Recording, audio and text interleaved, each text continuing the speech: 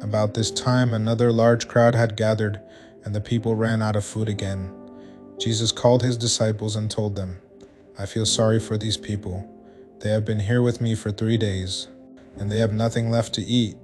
If I send them home hungry, they will faint along the way, for some of them have come a long distance." His disciples replied, "How are we supposed to find enough food to feed them out here in the wilderness?"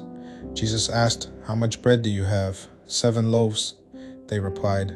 So Jesus told all the people to sit down on the ground. Then he took the 7 loaves, thanked God for them, and broke them into pieces. He gave them to his disciples, who distributed the bread to the crowd.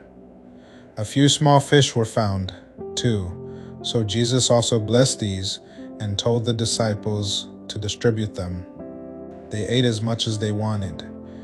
Afterward, the disciples picked up 7 large baskets of leftover food. There were about 4,000 men in the crowd that day, and Jesus sent them home after they had eaten. Immediately after this, he got into a boat with his disciples and crossed over to the region of Dalmanutha. When the Pharisees heard that Jesus had arrived, they came and started to argue with him. Testing him, they demanded that he show them a miraculous sign from heaven to prove his authority. When he heard this, he sighed deeply in his spirit and said, "Why do these people keep demanding a miraculous sign? I tell you the truth, I will not give this generation any such sign." So he got back into the boat and left them, and he crossed to the other side of the lake.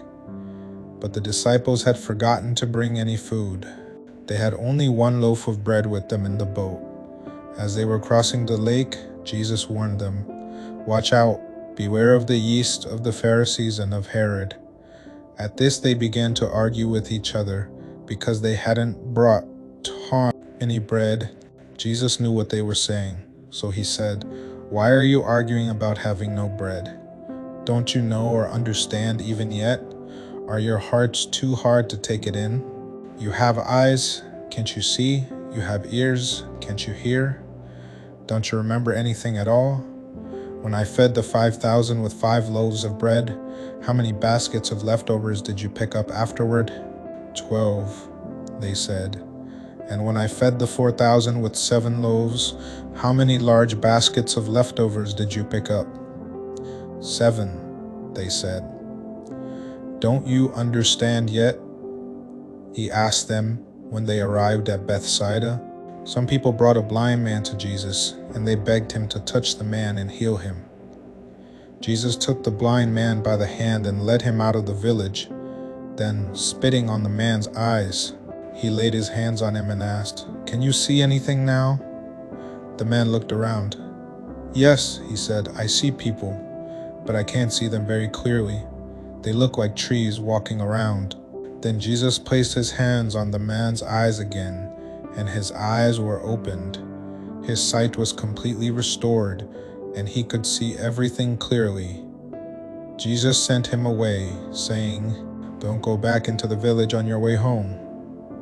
Jesus and his disciples left Galilee and went up to the villages near Caesarea Philippi.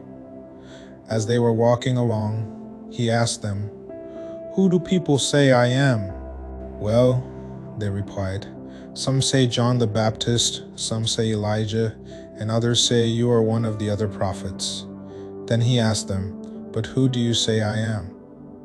Peter replied, "You are the Messiah." But Jesus warned them not to tell anyone about him. Then Jesus began to tell them that the Son of Man must suffer many terrible things and be rejected by the elders, the leading priests, and the teachers of religious law. He would be killed, but 3 days later he would rise from the dead. As he talked about this openly with his disciples, Peter took him aside and began to reprimand him for saying such things. Jesus turned around and looked at his disciples, then reprimanded Peter. "Get away from me, Satan," he said. "You are seeing things merely from a human point of view, not from God's." Then calling the crowd to join his disciples, he said, "If any of you wants to be my follower, you must give up your own way. Take up your cross and follow me. If you try to hang on to your life, you will lose it. But if you give up your life for my sake and for the sake of the good news, you will save it. And what do you benefit if you gain the whole world but lose your own soul? Is anything worth more than your soul? If anyone is ashamed of me and my message in these adulterous and sinful days, the Son of Man will be ashamed of that person when he returns in the glory of his Father with the holy angels. Jesus went on to say, I tell you the truth, some standing here right now will not die before they see the kingdom of God arrive in great power. 6 days later, Jesus took Peter, James, and John and led them up a high mountain to be alone. As the men watched, Jesus' appearance was transformed, and his clothes became dazzling white, far whiter than any earthly bleach could ever make them. Then Elijah and Moses appeared and began talking with Jesus. Peter exclaimed, Rabbi, it's wonderful for us to be here. Let's make 3 shelters as memorials, one for you, one for Moses, and one for Elijah. He said this because he didn't really know what else to say, for they were all terrified. Then a cloud overshadowed them, and a voice from the cloud said, This is my dearly loved Son. Listen to him. Suddenly, when they looked around, Moses and Elijah were gone, and they saw only Jesus with them. As they went back down the mountain, he told them not to tell anyone what they had seen until the Son of Man had risen from the dead. So they kept it to themselves, but they often asked each other what he meant by rising from the dead. Then they asked him, Why do the teachers of religious law insist that Elijah must return before the Messiah comes? Jesus responded, Elijah is indeed coming first to get everything ready. Yet why do the scriptures say that the Son of Man must suffer greatly and be treated with utter contempt? But I tell you, Elijah has already come, and they chose to abuse him, just as the scriptures predicted.